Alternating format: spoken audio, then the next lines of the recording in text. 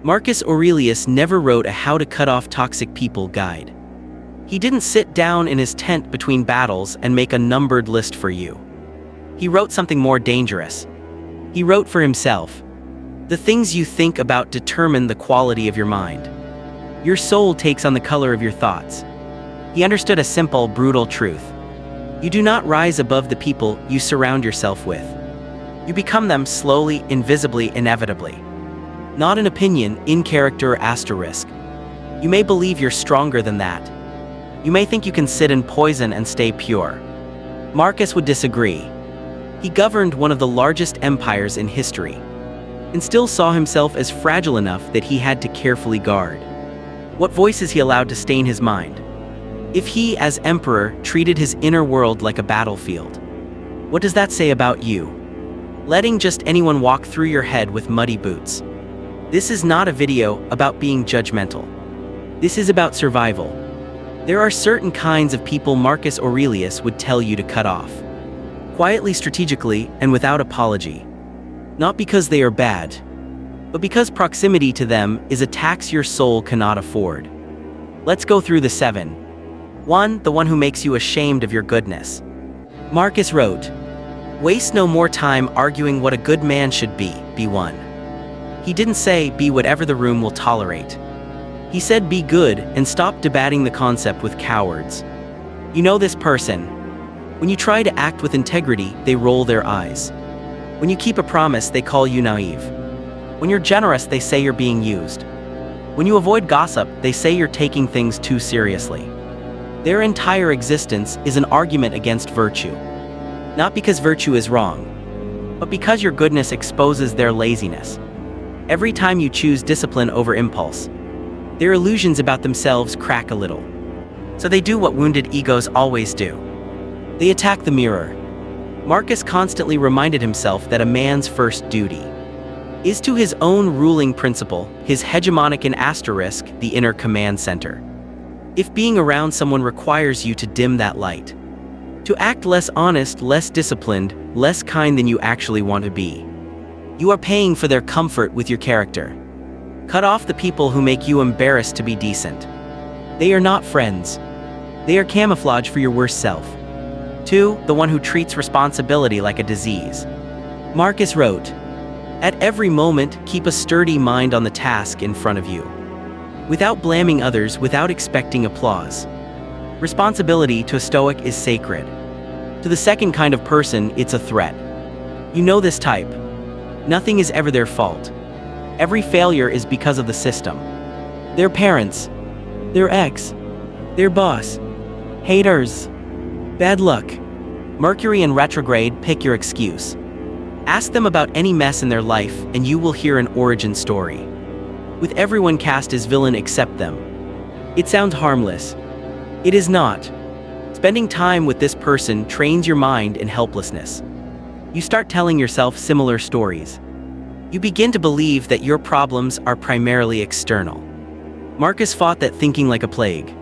He wrote, "You have power over your mind, not outside events. Realize this and you will find strength." The victim mind cannot tolerate this sentence. It cannot live in a world where no one is left to blame. So it will pull you down instead. If someone's default setting is, "I am always the injured party. I am never the cause," you are not talking with a friend in pain. You are talking with a black hole for agency. Cut them off not because you lack compassion, but because you refuse to catch the same disease. You can help people who suffer. You cannot help people who refuse to own even 1% of the cause. 3. The one addicted to chaos.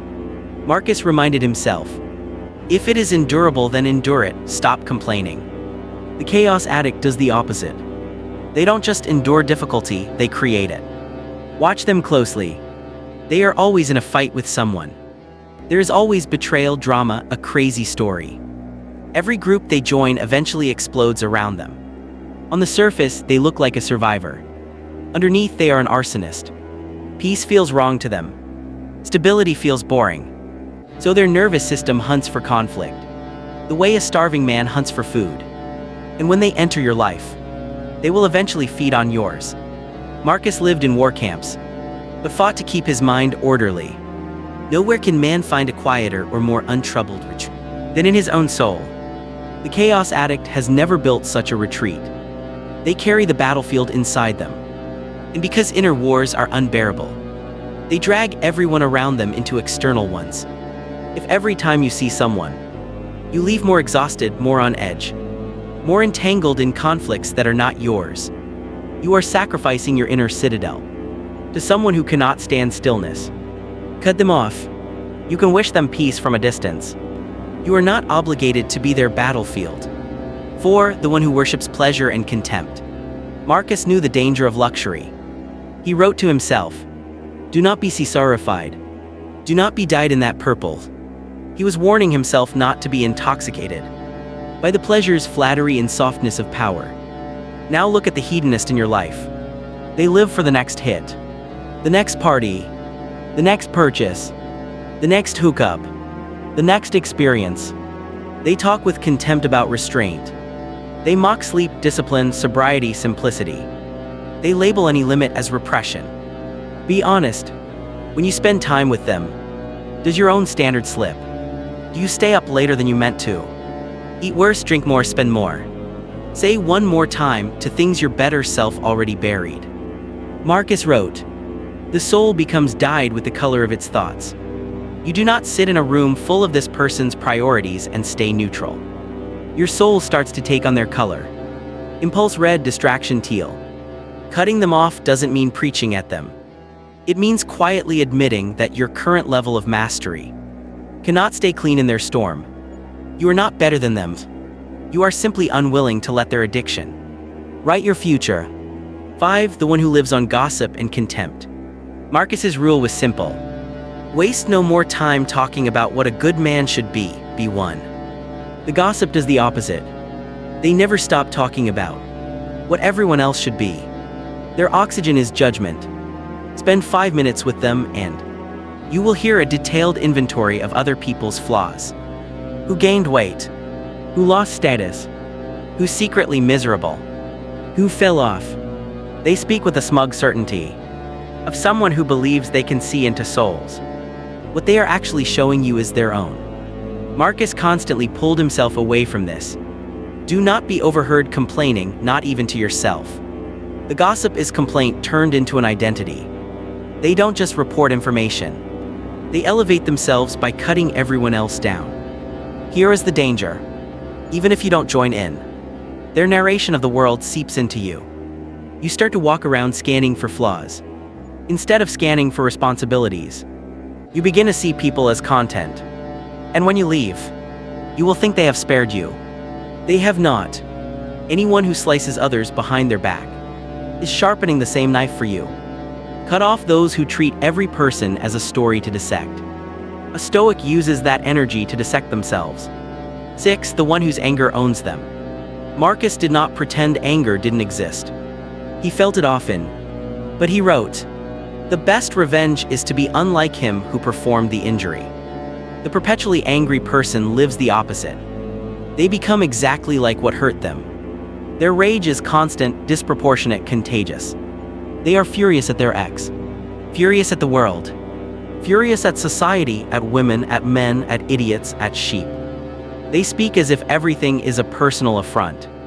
Being near them, you can feel your own body tightening, your thoughts speeding up, your empathy shrinking. Anger is useful as a signal. As a state, it is corrosive. Marcus saw how quickly it degrades you. How much more grievous are the consequences of anger than the causes of it. Now ask yourself, after spending time with this person, are you more anchored or more volatile?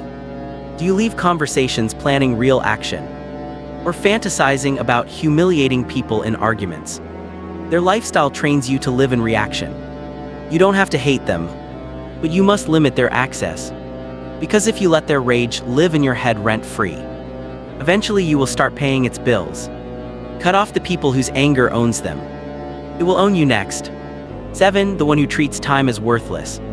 Marcus was obsessed with time, not as productivity porn, but as mortality. He wrote, "You could leave life right now. Let that determine what you do and say and think." Now picture this person in your life. They have no sense of urgency. Not the frantic, anxious kind. The sacred kind. They drift. They insist there's plenty of time. They treat your focus as a toy. Whenever you try to be intentional, reading, working, reflecting, they interrupt with trivialities. They pull you into endless small talk, pointless outings, hours of scrolling together. If you try to protect your time, they act offended. They label you too serious, no fun, obsessed. What they are really saying is, your life is my entertainment. Don't you dare treat it like it matters. Marcus would consider this an attack. Because it is. He saw each day as a coin you can spend only once. The time thief acts like you're playing with Monopoly money.